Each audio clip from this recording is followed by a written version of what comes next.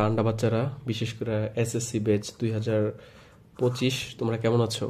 এই ম্যাটটা কিন্তু পরীক্ষা আসবে না। সবাই একটাই কমেন্ট, স্যার সব যদি আসে কোনটা আসবে না, এই ম্যাটটাই পরীক্ষা আসবে না। কিন্তু যাদের দরকার তারা হচ্ছে এটা একটু দেখো কেমন। এই ম্যাটটাতে কি প্রশ্ন? যদি a+b+c=0 হয়, তবে প্রমাণ করো যে a³ + b³ + c³ = 3abc। এটা হচ্ছে তোমাকে প্রমাণ করতে বলছে। সো এটা নিয়ে কি তোমার কোনো কাজ আছে? এটা নিয়ে তোমার কোনো কাজ নাই, এটা অটোমেটিক্যালি আসবে। তুমি শুরু করবা কোন জায়গা থেকে? দেওয়া আছে থেকে। সো কি দেওয়া আছে আমরা লিখি।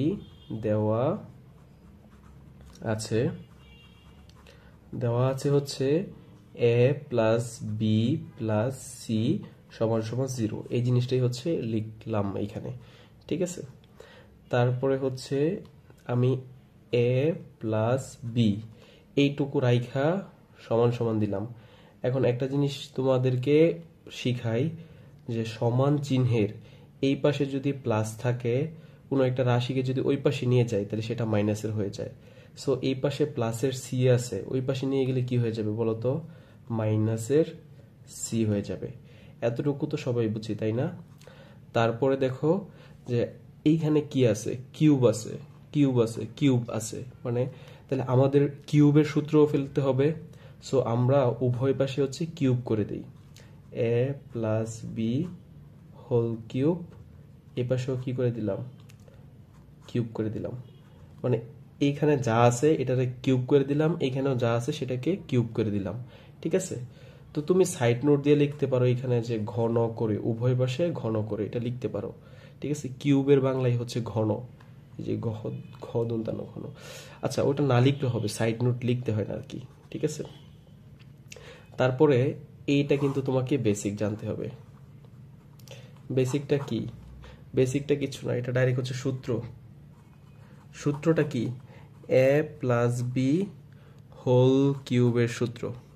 a+b² হচ্ছে a³ + b³ + 3ab, ঠিক আছে। এই হচ্ছে তোমার ওই 3ab ইন্টু a+b, এই হচ্ছে তোমার কি ওই a+b² সূত্র।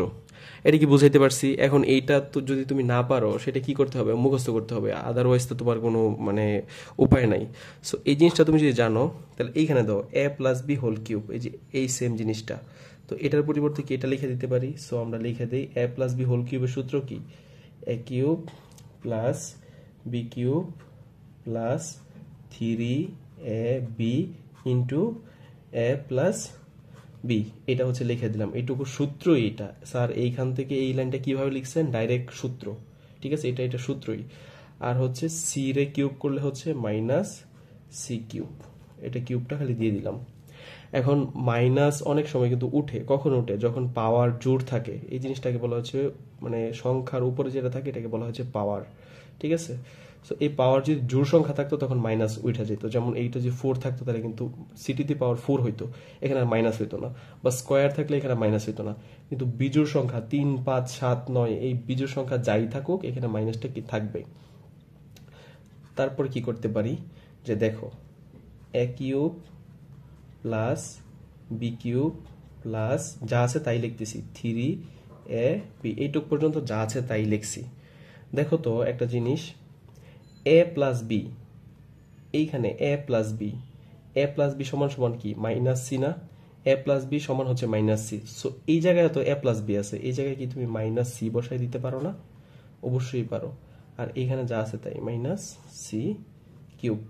এইখানে একটা জিনিস ব্রেকেট দিতে পারো, যে a+b এর জায়গায় তুমি কি বসাই দিছো? -c বসাই দিছো। যে এই জায়গায় -c বসাই দিছো।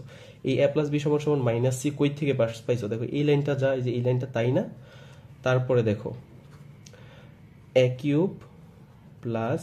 + b³, ঠিক আছে। b³, এই যে মাইনাস ব্রেকেট দিয়ে এটা গুণ অবস্থায় আছে, এটার সাথে প্লাস আর মাইনাসে সারা জীবন পড়ছো তোমরা।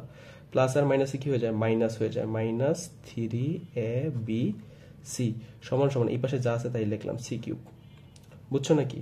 তারপরে দেখো তো a³ + b³ ঠিক আছে, এই যে সমান সমান দিলাম এখানে, এই যে সি কিউবটা আছে, এই সি কিউবটা এই সমান চিহ্নের এই পাশে আছে, এটা হচ্ছে মাইনাসের, যদি আমি এই পাশে নিয়ে এসে পড়ি তাহলে হয়ে যাবে প্লাসের, চিহ্ন চেঞ্জ হয় সমান চিহ্নের এই পাশ থেকে এই পাশ বা এই পাশ থেকে এই পাশে আনলে।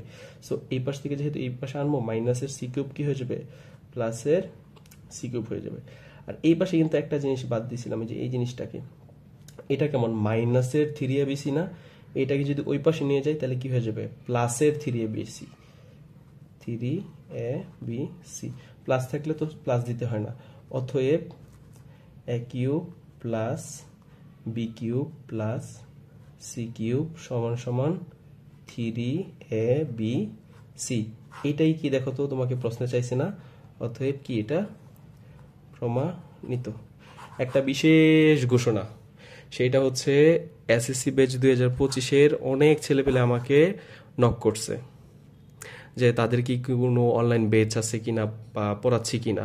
সো যারা এই বিস্তারিত জানতে চাও আমার বায়ো চেক করো। আর যারা হচ্ছে এবার ক্লাস নিউ 10 মানে 26, তাদের হচ্ছে একটা ব্যাচ চলতেছে, তোমরা বায়োতে বিস্তারিত জানতে পারবে আর কি।